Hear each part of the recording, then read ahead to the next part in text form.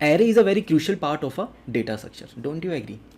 मतलब अगर आप ना डेटा स्ट्रक्चर का या एल्गोरिथम का या कोई भी प्रॉब्लम का कोई भी क्वेश्चन उठाओ, मतलब एरे तो उसके अंदर डायरेक्टली इनडायरेक्टली यूज़ हो ही जाता है मोस्ट ऑफ द प्रॉब्लम के अंदर। पर मुझे ये जानना बहुत ज़रूरी है कि रिकर्जन एरे के साथ कैसे बिहेव करता है, ठीक है, ये बहुत ज़्यादा ज़रूरी है। तो देखते हैं, उसके लिए ना कुछ सवाल सॉल्व करेंगे और सवालों के ज़रिए जानेंगे कि रिकर्जन एरे के साथ बिहेव कैसे करता है या वर्क कैसे करता है, जानते हैं इसको आज।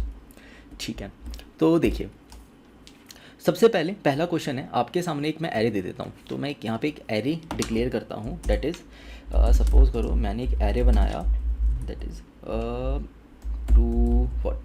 23 455 34 56 78 12 -5 -45 ऐसे करके मैंने एक एरे डिक्लेयर किया। अब मेरा काम क्या है, मुझे ना इस एरे को ना डिस्प्ले कराना है। तो मैं फर्स्ट प्रॉब्लम, भाई पहले सबसे पहली प्रॉब्लम क्या हो सकती है, भाई तुम जो एरे बना रहे हो उसको डिस्प्ले तो करा लो। इनपुट तो हम ले लेंगे, पहला मेरा काम क्या है, डिस्प्ले करा दो।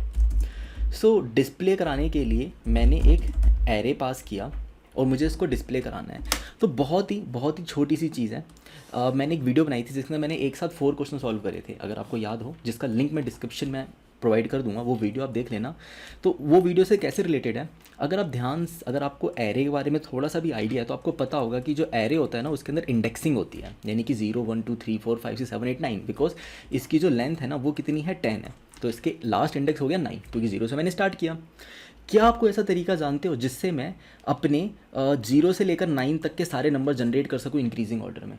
एग्जैक्टली ये वीडियो इसके ऊपर मैंने वीडियो बना रखी है। वो जो 4 क्वेश्चन थे उसका पहला क्वेश्चन मैंने यही सॉल्व किया था, प्रिंट इंक्रीजिंग नंबर्स ऐसे करके मैंने ए से बी पास किया था। मैंने बोला था 0 से लेकर 9 तक या 1 से लेकर 10 तक नंबर प्रिंट करके दिखा दो। अगर आप 0 से लेकर 9 तक प्रिंट कर सकते हो ना, तो कैसे प्रिंट करते थे हम प्रिंट इंक्रीजिंग? मैं वहाँ पे 2 रेंज पास करता था। मैं वहाँ पे पास क्या करता था, मैं बोलता था भाई ए पास कर दो, बी पास कर दो। मैं यहाँ पे ए बी की जगह पे अब क्या बोलूँगा, भाई मुझे इंडेक्स पास कर दो, ठीक है। तो मैं बोलूँगा मुझे एक IDX पास कर दो, और दूसरा मैं बी की जगह पे क्या बोलूँगा कि मुझे लेंथ ऑफ एरे पास कर दो। बट लेंथ ऑफ एरे तो एरे के पास पहले ही होता है, तो बी की जरूरत है ही नहीं मुझे। मतलब B can be replaced by length of the array, right. तो प्रिंट इंक्रीजिंग नंबर हम कैसे करते थे, हम ऐसे करते थे, मैं बोलता था कि भाई मुझे 0 से लेकर 9 तक प्रिंट करना नहीं आता, 1 से लेकर 9 तक प्रिंट करके दे दे, राइट। मैं यही बोलता था। तो मैं यहाँ पे क्या बोलूँगा, आज भी डिस्प्ले कर दे IDX प्लस 1 से लेकर लेंथ ऑफ द एरे तक। लेंथ ऑफ द एरे को टच नहीं करना, मतलब वो एक्सक्लूडेड है, ठीक है। तो लेंथ ऑफ एरे तक प्रिंट कर दे। जो पहला इंडेक्स है ना वो मैं प्रिंट कर देता हूँ, जो मेरा पहला इंडेक्स होगा डेट आई विल प्रिंट। सो मैंने यहाँ पे क्या करा, एरे ऑफ मैंने IDX प्रिंट कर दिया, ये मैंने पहला इंडेक्स प्रिंट कर दिया।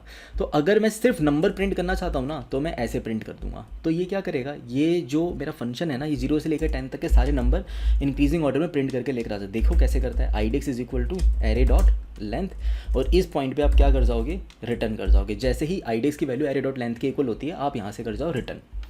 तो अगर मैं इस डिस्प्ले को चलाऊँ तो देखते हैं क्या आता है। मुझे रिज़ल्ट जानना होगा, 0 से स्टार्ट होगा ऑफकोर्स, और इसको ना वर्क करवा के देखते हैं। Javac and file dot Java and Java file. तो देखो 0 से लेकर 9 तक के सारे इंडेक्स इसने प्रिंट कर दिए। तो ये कैसे वर्क कर रहा है ये पता ही होगा आप लोगों को कि भाई हमने क्या करा है, हमने एक स्टैक बनाया। स्टैक के ऊपर जब मैंने कॉल करा कि 0 से लेकर 9 तक प्रिंट करो, तो पहले जगह पे 0 इंडेक्स आया, दूसरे पे 1 इंडेक्स आया, फिर 2 इंडेक्स आया, फिर 3 आया, फिर 4 आया, फिर 5 आया, फिर 6 आया, फिर 7 आया, फिर 8 आया, फिर 9 आया। इस तरीके से इंडेक्सिंग चलती गई। और यहाँ पे क्या होता गया, ये जो इंडेक्सिंग इस तरीके से चली है, इसके अंदर ये नंबर मेरे प्रिंट कर दिए इसने, नंबर प्रिंट कर दिए इंक्रीजिंग ऑर्डर के अंदर, क्योंकि जब मैं ऊपर की ओर जाऊँगा तो इंक्रीजिंग ऑर्डर में प्रिंट होगा, और जब मैं नीचे की ओर आऊँगा तो डिक्रीजिंग ऑर्डर में प्रिंट होगा। अगर मैं इसके ऊपर एरे ऑफ चला दूँ, बेसिकली मैं बोल दूँ कि भाई 0 मत प्रिंट कर, एरे ऑफ 0 प्रिंट कर, कि एरे के 0 इंडेक्स पे जो रखा है ना वो प्रिंट करना स्टार्ट कर दे, तो ये क्या करेगा, ये वैल्यूज़ प्रिंट करना स्टार्ट कर देगा। तो मैं अगर यहाँ पे इंडेक्स की जगह पे क्या प्रिंट करवाने लग जाऊँ, एरे ऑफ IDX प्रिंट करने लग जाऊँ, तो ये क्या करेगा, अब वैल्यूज़ प्रिंट करना स्टार्ट कर देगा। तो इसको ना आउटपुट डॉट TXT में थ्रो करते हैं और देखते हैं क्या इसने मेरी वैल्यूज़ प्रिंट कर दी। और ये रहा जवाब, भाई बिल्कुल प्रिंट कर दी। 2 4 3 5 23, ये रहा 2 4 3 5 23, 45 34 56, ठीक है। तो ये पूरा आ गया 4 5 5 34 56 78 12 -5 -45, इसने सारी चीज़ें प्रिंट कर दी यहाँ पर। तो यहाँ पर बहुत ही सिंपल हमने वही पुरानी नॉलेज का इस्तेमाल किया। पुराना नॉलेज बेस क्या बोलता है कि अगर आपको नंबर को इंक्रीजिंग ऑर्डर में प्रिंट करना है ना, तो just start going on upward direction. तो आप रेंज प्रिंट करना सीख जाओ कि आप नंबर के अंदर इंक्रीजिंग ऑर्डर में कैसे प्रिंट कर सकते हो। जब आपको इंक्रीजिंग ऑर्डर प्रिंट करना आ जाएगा ना, तो उसको आप एरे ऑफ चलाकर उस एरे की वैल्यू को प्रिंट कर पाओगे। तो बहुत ही सिंपल, हमने पुरानी नॉलेज का इस्तेमाल करा और ये हमने सॉल्व कर लिया। अच्छा, फिर यहाँ से तो ये भी सॉल्व हो गया कि अगर मुझे नंबर को एरे को रिवर्स ऑर्डर में प्रिंट करना हो तो क्या करना होगा। अगर आपने बिल्कुल सही सोचा, वैसे इसका फेथ की बात कर रहा हूँ मैं, अगर फेथ क्या रहा होगा, फेथ रहा होगा कि भाई डिस्प्ले करना मुझे नहीं आता 0 से लेकर पूरा एरे। ऐसा कर इंडेक्स 1 से लेकर, मतलब कि एरे के अंदर ना यहाँ से लेकर यहाँ तक का 2 डिस्प्ले कर दें, इसको मैं प्रिंट कर देता हूँ। ये इसका फेथ है। सेम रिवर्स ऑर्डर में क्या बोलूँगा कि भाई मुझे सब कुछ रिवर्स करना तो नहीं आता प्रिंट करने के लिए। आप क्या करो, यहाँ से लेकर यहाँ तक सब कुछ रिवर्स ऑर्डर में प्रिंट कर दो, इसको मैं प्रिंट कर देता हूँ। तो पहले मेरा दोस्त क्या करेगा, ये पूरी चीज़ें रिवर्स ऑर्डर में प्रिंट करके लेकर आएगा, मतलब उल्टा प्रिंट करके लेकर आएगा। और लास्ट में जब 2 होगा ना, मेरे दोस्त ने जब प्रिंट कर दिया होगा, बेसिकली मेरे रिकर्सिव कॉल ने जब प्रिंट कर दिया होगा, उसके बाद मैं इस 2 को प्रिंट कर दूंगा। तो ये करने के लिए तो मुझे क्या ही करना होगा, डिस्प्ले रिवर्स करना है। तो ये कॉपी किया, इधर पेस्ट किया और इधर आए हम डिस्प्ले रिवर्स। और भाई जब कॉपी करते हो ना तो याद रखना रिकर्सिव कॉल को चेंज कर लेना। ये हो गया डिस्प्ले रिवर्स और ये लाइन उठाकर नीचे कर दो, ये हो गया मेरा डिस्प्ले रिवर्स। अब हमें 2 चीज़ें समझ में आ गई। अच्छा, इसकी टाइम कॉम्प्लेक्सिटी की अगर मैं बात करूँ, टाइम और स्पेस कॉम्प्लेक्सिटी की बात करूँ, तो भाई रिकर्सिव स्पेस कितना लिया होगा मैंने, क्योंकि मैंने एक बार स्टैक कंज्यूम करा है। स्टैक के ऊपर क्या हुआ है, सारे वेरिएबल्स क्रिएट किए गए हैं। ये सारे वेरिएबल्स स्टैक के ऊपर कभी 0 इंडेक्स, कभी 1 इंडेक्स, कभी 2 इंडेक्स, कभी 3 इंडेक्स, कभी 4 इंडेक्स, कभी 5 इंडेक्स, कभी 6 इंडेक्स, ऐसे स्टैक किया गया है। अब एरे का लेंथ जितना होगा उतना बड़ा स्टैक बना होगा। तो रिकर्सिव स्पेस इसमें कितना लगा होगा, ओवन का रिकर्सिव स्पेस लगा होगा। तो अगर मैं इसमें स्पेस कॉम्प्लेक्सिटी की बात करूं तो मैं तो बोलूँगा कि भाई मैंने तो ओवन का रिकर्सिव स्पेस लिया है। और अगर मैं यहाँ पे टाइम की बात करूं, सो टाइम की अगर हम बात करें तो यहाँ पर हमने कितना टाइम लिया होगा, यहाँ पर मैंने लिया होगा O ऑफ n टाइम, क्योंकि मैंने हर एक एलिमेंट को विजिट करा है पर्सनली। अगर एक एलिमेंट को विजिट करना और उसको प्रिंट करने में अगर मैं 1 यूनिट ऑफ टाइम लेता हूँ, तो n लोगों को विजिट करने प्रिंट करने में मैं n यूनिट ऑफ टाइम लेने वाला हूँ। तो इसका ये स्पेस एंड टाइम कॉम्प्लेक्सिटी हो गया। सेम फॉर डिस्प्ले रिवर्स, ये भी इसका स्पेस एंड टाइम कॉम्प्लेक्सिटी हो गया। अब इसी तरीके से एक बहुत ही बेसिक सवाल करते हैं, that is public static Boolean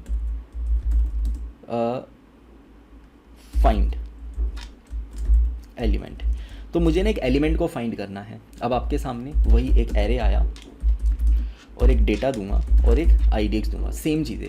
सबसे पहले फाइंड तो दूर की बात है, पहले ट्रैवर्स तो कर लो। आप अगर आप होते तो आप कैसे फाइंड करते? भाई मैं तो पता है कैसे फाइंड करता, मैं बोलता भाई पहले एलिमेंट को चेक करो डेटा के बराबर है क्या। जैसे कि मुझे मान लो 78 ढूंढना है, पहला एलिमेंट 78 के बराबर है क्या, नहीं। लास्ट एलिमेंट 78 के बराबर है क्या, नहीं। ये वाला एलिमेंट 78 के बराबर है क्या, नहीं। ये वाला एलिमेंट 78 के बराबर है क्या, नहीं नहीं नहीं। अच्छा हाँ, ये बराबर है, मैं यहाँ से बोलता ट्रू, मुझे मिल गया डेटा। यही काम मैं रिकर्जन में भी तो कर सकता हूँ। अरे आप ये सोचो ना यार, आप रिकर्जन स्टैक में जब ऊपर की ओर ट्रैवल कर रहे थे तो आप एक एक एलिमेंट को तो विजिट कर ही रहे थे। विजिट करते टाइम पूछ लेते कि क्या तू 78 के बराबर है क्या, पूछ लेते। वो बोल देता हाँ तो ठीक है, ना बोलता तो कोई बात नहीं, आगे चलते हम। तो सिंपल सा काम है। तो सिंपल सा काम क्या बोलता है, मैं फेथ के अंदर क्या बोलूँगा कि भाई मुझे ना पहले ये बता, जो पहला एलिमेंट है सबसे पहले तो ये मुझे बता कि जो एरे ऑफ आईडीएक्स है क्या ये मेरा डेटा के इक्वल है क्या। बोलेगा हाँ भाई मैं तो डेटा के इक्वल हूँ, तो बोलता तो रिटर्न ट्रू कर दे, यहीं से रिटर्न ट्रू कर दे अपने आप को, तू तो डेटा के बराबर है ही। अच्छा, और फिर यहाँ पर मैं रिजल्ट बोलता, मैं बोलता कि भाई अब डेटा के बराबर है। अगर मान लो बोलता मैं डेटा के बराबर नहीं हूँ, ये बोलता कि भाई मैं तो डेटा के बराबर नहीं हूँ, तो मैं इतने एरे को क्या बोलता कि यार तुम लोग क्या करो, देखो मैं तो डेटा के इक्वल नहीं हूँ। तो मैं अपने दोस्त को बोलता यार दोस्त एक दिक्कत हो गई यार, मैं ना डेटा के इक्वल नहीं हूँ और मुझे इतना पता है कि डेटा ना बाकी के एरे में प्रेजेंट है या तो नहीं है। ऐसा करेगा क्या, तू सर्च करके आएगा कि बाकी के एरे में डेटा प्रेजेंट है या नहीं। वो बोलेगा हाँ भाई कर दूंगा मैं तेरे लिए इतना। तो वो जाता है बाकी के एलिमेंट में सर्च करके आता है। अगर उसको डेटा मिला तो ट्रू रिटर्न कर देता है, नहीं मिला तो फॉल्स रिटर्न कर देता है, यानी कि कुछ रिटर्न करेगा। तो मेरा दोस्त यानी मेरा रिकर्सिव कॉल क्या बोलता है, भाई टेंशन मत ले, तू मुझे ना बाकी का एरे पास कर दे, बाकी मैं देख लूँगा। ठीक है यार, जब तू देख ही लेगा तो फिर टेंशन ही ख़त्म हो गई। ऐसा कर इंडेक्स 1 से लेकर इंडेक्स प्लस वन से लेकर, इंडेक्स की चाहे जो भी वैल्यू हो, अगर इंडेक्स की एक्स वैल्यू है तो एक्स प्लस, क्योंकि एक्स वाले को मैंने चेक कर लिया, एक्स प्लस वन से लेकर बाकी के एरे को ना तू चेक कर ले, ठीक है, टेंशन मत दे मेरे को। उसने बाकी गया, बाकी के एरे को चेक करा, मिला तो ट्रू रिटर्न करेगा, नहीं मिला तो फॉल्स रिटर्न करेगा, ऐसा उसने मुझे बोला था। तो मैं उसकी बात को मानते हुए, अगर मान लो ऐसा करते करते करते मेरा दोस्त ना आखिरी एलिमेंट पे पहुंच गया, मेरा जो दोस्त है वो भाई बोला रिकर्सन करते करते करते क्या करा, एरे डॉट लेंथ पे पहुंच गया, और जिस दिन ऐसा हुआ मैं वहाँ से रिटर्न फॉल्स करवा दूंगा, मैं वहाँ से रिटर्न फॉल्स करवा दूंगा। तो ये वो तरीका है सॉल्व करने का कि भाई अगर डेटा मिला तो ठीक, नहीं मिला तो इस तरीके से आप वर्क कर सकते हो। अच्छा, इसको वन लाइनर कोड लिखा जा सकता है क्या? मैं फाइंड एलिमेंट का, जस्ट टू बी क्यूरियस, मैं वन लाइनर कोड लिखना चाहता हूँ, मुझे नहीं पता कैसे लिखेंगे, और अभी बिल्कुल लाइव चलने वाला है ये। पहले ना इसको ड्राई रन करेंगे, पहले ड्राई रन करेंगे, जानेंगे कैसे वर्क करता है, फिर आगे चलेंगे। और ये रहा मेरा डेटा, इसको ड्राई रन करना इसलिए ज़रूरी है क्योंकि बाकी के दो सवाल फिर बहुत ईजी हो जाएंगे मेरे लिए। तो ड्राई रन कर लेते हैं। ये रहा मेरा index 0, index 1, index 2, index 3, index 4, index 5, index 6, index 7, index 8। तो भाई मैंने बोला मुझे फाइंड एलिमेंट करना चाहता हूँ मैं, I want to do a find element, and इस फाइंड एलिमेंट के अंदर मैंने यहाँ पर मेन बनाया, और मेन के अंदर मैंने बोला कि भाई मुझे ना रिटर्न चाहिए, रिजल्ट चाहिए। तो मैंने फाइंड एलिमेंट कॉल करा, और मैंने बोला कि मुझे ना 78 ढूंढ के दो, 78 ढूंढ के दो, और इंडेक्स 0 से स्टार्ट करो। ये गया एफ़ के पास इंडेक्स 0 लेकर, इसने एफ़ का इंडेक्स 1 कॉल कर दिया। ये गया एफ़ के पास इंडेक्स 1 लेकर, इसने एफ़ का इंडेक्स 2 कॉल कर दिया। अच्छा, एफ़ इंडेक्स 1 बोलेगा, क्या मैं डेटा के बराबर हूँ? बोलेगा ना ना मैं तो नहीं हूँ इक्वल। बोला चलो ठीक है आगे चलो। मैंने बोला फाइंड इंडेक्स, इंडेक्स 2 पे जाओ। इंडेक्स 2 बोलेगा मैं भी बराबर नहीं हूँ, कोई नहीं इंडेक्स 3 पे चले जाओ। इंडेक्स 3 पे गया, इंडेक्स 3 भी इक्वल नहीं है, बोलेगा भाई मैं भी इक्वल नहीं हूँ, चलो कोई नहीं इंडेक्स 4 पे चले जाओ। इंडेक्स 4 पे गया, इंडेक्स 4 ने बोला भाई मैं भी इक्वल नहीं हूँ, मैं चलो ठीक है इंडेक्स 5 पे चले जाओ। इंडेक्स 5 पे गया, इंडेक्स 5 वो भी इक्वल नहीं है, कोई बात ही नहीं, चलो इंडेक्स 6 पे चलते हैं। इंडेक्स 6 पे गया, अरे मैं तो, अब इंडेक्स 6 पे जैसी कॉल जाती है, इंडेक्स 6 पे जैसी कॉल आई वो बोलेगा अरे मैं तो डेटा के बराबर हूँ, यहीं से रिटर्न ट्रू कर देगा। इसने यहाँ से रिटर्न ट्रू करा बिना रिकर्जन को कॉल करे, ट्रू करा। जैसे ही इंडेक्स 6 ने देखा अरे ट्रू आया, ट्रू आया, यहीं से वापस, कुछ नहीं करना, सीधा वापस true true true true true true. और फाइनली मेन को पता लगा कि भाई मुझे डेटा मिल गया। अब जरा ये सोच के देखो, अगर डेटा अवेलेबल ही नहीं होता तो ये पूरे एरे को ट्रैवर्स करता, लास्ट तक जाता, डेटा मिलता नहीं, रिटर्न फॉल्स करता, फिर false false false false false, और फाइनली क्या होता कि पूरे एरे में कहीं डेटा तो मिला ही नहीं। मान लेते हैं मैं ऐसे पूरे ट्रैवल करते करते ऊपर तक जाता, वहाँ से फॉल्स फॉल्स फॉल्स ऐसे प्रोपोगेट करते हुए नीचे तक आ जाता, करेक्ट। तो इस तरीके से हम डेटा ढूंढ सकते हैं। अच्छा, तो वन लाइनर कोड अगर मैं सोचूं तो कैसे होगा, पता नहीं कैसे होगा, लिख पाएंगे नहीं लिख पाएंगे मेरे को नहीं पता, लेट्स ट्राई। अभी पता नहीं अचानक से ख्याल आया लिखते हैं, तो लिखते हैं फिर फाइंड एलिमेंट वन लाइनर। तो मैं वन लाइनर लिखना चाहता हूँ, मैं जानना चाहता हूँ कि किस तरीके से डेटा मिलेगा। तो सबसे पहला केस तो ये बना लेता हूँ कि वन लाइनर कोड के अंदर मतलब वही होता है यार, टर्नरी ऑपरेटर लगाना होता है और कुछ नहीं होता। तो भाई अगर इंडेक्स मेरा किसके इक्वल हो गया, इंडेक्स मेरा एरे डॉट लेंथ के इक्वल हो गया, एरे डॉट लेंथ के इक्वल हो गया, तो भाई रिटर्न फॉल्स कर देना, सॉरी रिटर्न फॉल्स कर देना। अदरवाइज क्या करना, आप फाइंड एलिमेंट के ऊपर वर्क करो, ठीक है। बट मुझे अपना डेटा भी तो चेक करना है, मुझे खुद का डेटा भी तो चेक करना है। तो पता है मैं इस लाइन को ना एक तरीके से और लिख सकता हूँ, इस लाइन को तरीके से और लिख सकता हूँ। एक तरीका और बताता हूँ आपको लिखने का। आप यहाँ पे क्या करो, आप ये चेक लगा लो भाई, अगर array of IDX equal to data है एंड ये है, ठीक है। तो एंड की जगह पे ना यहाँ पे क्या लगाओ, और लगा लो। अगर डेटा के इक्वल है ना और ये वाला केस आता है, तो अब देखो ये वर्क कैसे करेगा ये जानते हैं। ये थोड़ा सा इंटरेस्टिंग हुआ है अभी।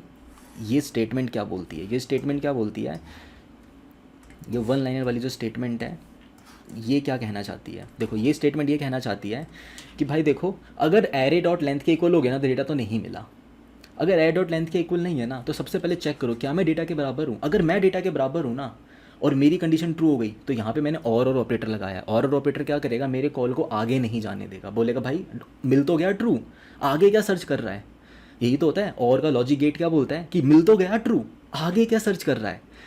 बट अगर मैंने यहाँ पे एंड लगाया होता ना तो ये ट्रू है तो अगला भी ट्रू होना चाहिए, तभी मेरा कॉल आगे जाएगा। तो मैंने बोला भाई मैं तो ट्रू हूँ ही, ठीक है, तो आगे मत सर्च कर।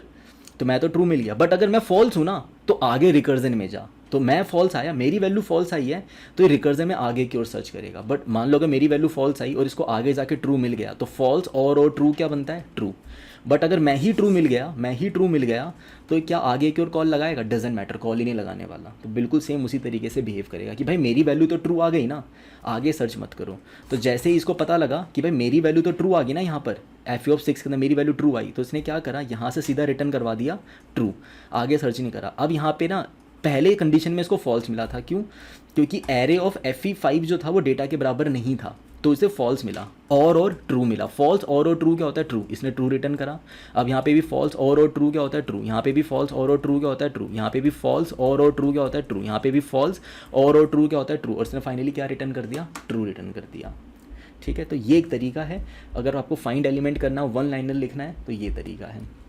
अच्छा, तो फिर इसका एक क्वेश्चन और करते हैं, एक क्वेश्चन और करेंगे। उसके अंदर हम क्या करेंगे, अगर मान लो मुझे फर्स्ट इंडेक्स पता लगाना होता, तो कि मुझे जहाँ पे डेटा मिला है ना उसका मुझे फर्स्ट इंडेक्स रिटर्न कर दो, तो उसका मुझे फर्स्ट इंडेक्स रिटर्न कर दो। मैं क्या बोलता, भाई ठीक है फर्स्ट इंडेक्स चाहिए तुम्हें, ये लो फर्स्ट इंडेक्स।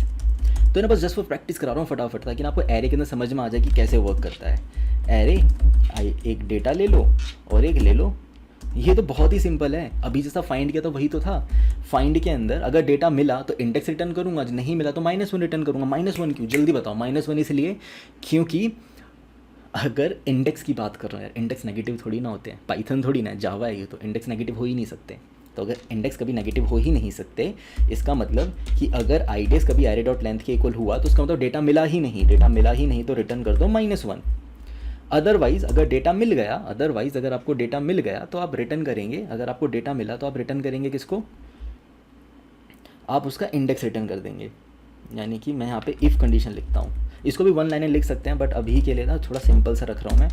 अगर मुझे डेटा मिला तो please return it's index, iDEX return कर दीजिए, कहाँ पे मिला डेटा वो इंडेक्स रिटर्न कर दो। और फिर अगर नहीं मिला ना, तो भाई मैं अपने दोस्त को बोलूँगा, दोस्त नहीं मिल रहा है डेटा, तो दोस्त क्या करेगा, बोलेगा ठीक है यार नहीं मिल रहा है तो ऐसा कर, बाकी का जितना एरे है ना वो मेरे को दे दे, मैं उसमें सर्च करके बता देता हूँ, मिला तो इंडेक्स रिटर्न कर दूंगा, नहीं मिला तो -1 रिटर्न कर दूंगा।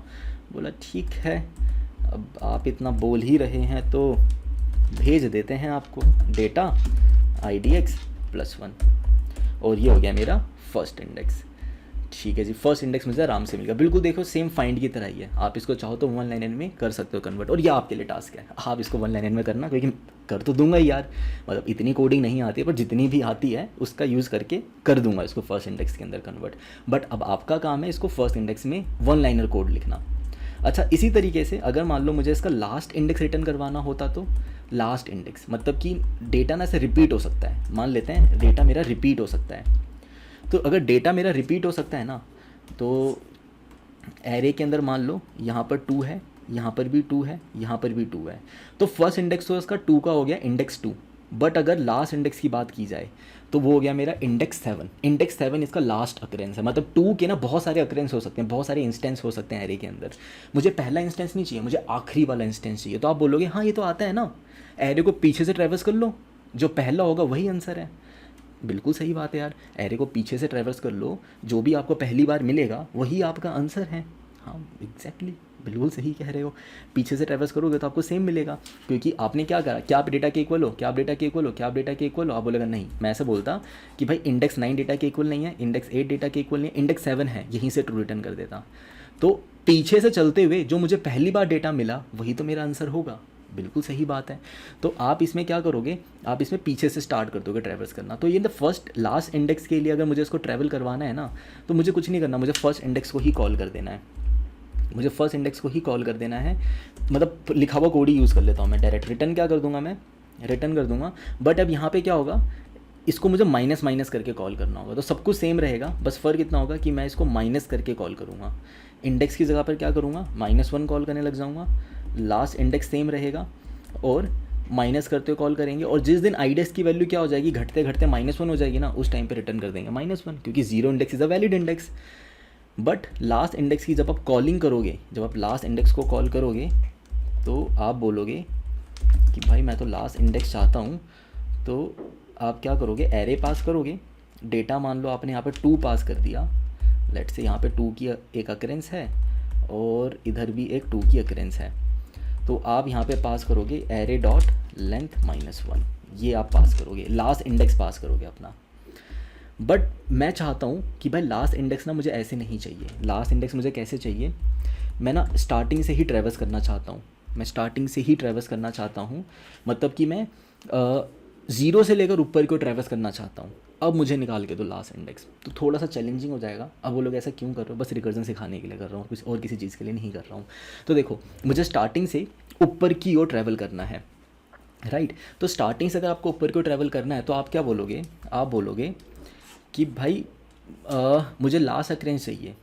तो एक बार बताओ, अगर मैं पहले डेटा चेक कर लूँगा तो फर्स्ट अक्रेंस मिलेगी। तो मैं अपने दोस्त को क्या बोलूँगा, दोस्त काम आया मेरे पास एक, यार ना पीछे से ट्रैवर्स करके तू ढूंढ देता है, तू तो समझदार इंसान है, तू पीछे से ट्रैवर्स करके ढूंढ देता है, एक छोटा सा काम करेगा, ऐसा कर, अब की बार ना पीछे से ट्रैवर्स मत कर, अब की बार पीछे से ट्रैवर्स मत कर, आगे से ट्रैवर्स कर। और मैं तेरे को ना पहले काम देता हूँ कि तू जा IDX +1 से लेकर, यानी कि जो बाकी का एरे है ना, जो यहाँ से लेकर यहाँ तक का एरे है, जरा इसके अंदर ढूंढ गया यो, तेरे को डेटा मिला क्या। अगर तेरे को डेटा ना सबसे आखिरी में मिला है ना, तो वही रिटर्न कर दियो इंडेक्स, उसके बाद इंडेक्स अपडेट मत करियो। तेरे को डेटा मिला क्या, खुद सोचो। पहले बोलता दोस्त को बोलता जाके ढूंढ करा, तू ढूंढ करा मिला क्या, वो बोलेगा हाँ मिल गया। अगर इसने बोला हाँ भाई मिल गया, यानी कि मुझे इंडेक्स रिटर्न करेगा ये बोलेगा हाँ भाई मिल गया, मुझे डेटा मिल गया, यानी कि मेरी नॉन नेगेटिव वैल्यू आई, क्योंकि डेटा मिल गया। अगर नॉन नेगेटिव वैल्यू आई ना, तो आंसर मिल चुका है, सर्च क्यों कर रहा हूँ मैं, आंसर मुझे मिल चुका है, सर्च क्यों कर रहे हो, ठीक है। ये बोलता है नहीं भाई डेटा तो नहीं मिला यार। मतलब ठीक है, नहीं मिला ना, तेरे को नहीं मिला, इसका मतलब तेरे पास लास्ट अक्रेंस नहीं है। लास्ट अक्रेंस यानी कि मैं हूँ। तो मैं ऐसा करता हूँ, खुद को चेक करता हूँ, क्या मैं डेटा के इक्वल हूँ, क्या मैं डेटा के इक्वल हूँ। अगर हाँ मैं डेटा के इक्वल हूँ तो IDX रिटर्न कर दो, अदरवाइज नहीं हूँ तो -1 ही रिटर्न कर दो। ये हो गया मेरा लास्ट इंडेक्स लिखने का एक और तरीका। तो ज़रा इसको देखते हैं ये कैसे वर्क करता है, तो बेहतर समझ में आएगा, बेहतर समझ में आएगा। इसको समझते हैं। तो देखिए यहाँ पर हमने क्या करा, यही अपनी अक्रेंस उठाई और इसी अक्रेंस के अंदर बिल्कुल सेम तरीके से ट्रैवर्स करते हुए मैं आगे की ओर जा रहा हूँ और अब मैं पीछे की तरफ देखना स्टार्ट करूँगा। पीछे की तरफ देखना स्टार्ट करता हूँ।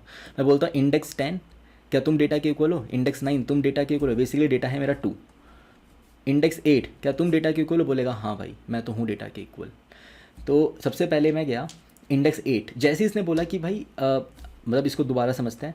सबसे पहले इंडेक्स 10 पे आया, मैंने कॉल कर दिया, ठीक है। इंडेक्स 10 पे आके मैंने कॉल करा, और सॉरी 0 से स्टार्ट कर रहे हैं ना, गलती हो गई।